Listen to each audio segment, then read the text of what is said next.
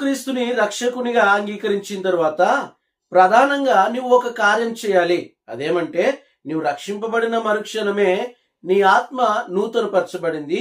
యేసుక్రీస్తు యొక్క రెండవ రాకడలో నీ యొక్క క్షయమైన ఈ శరీరము అక్షయతను ధరించుకుంటుంది.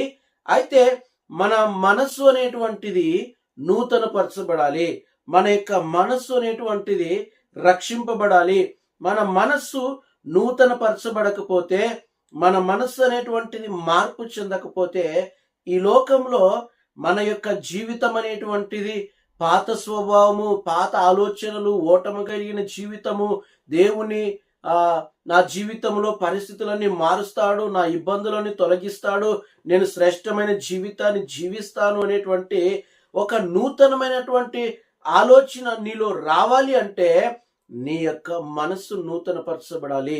నీ మనస్సు నూతనపరచబడాలి అంటే దేవుని యొక్క వాక్యం చేత నీ మనస్సును, నీ హృదయాన్ని నింపుకున్నప్పుడే నీ హృదయము, నీ మనస్సు అనేటువంటిది నూతనపరచబడుతుంది.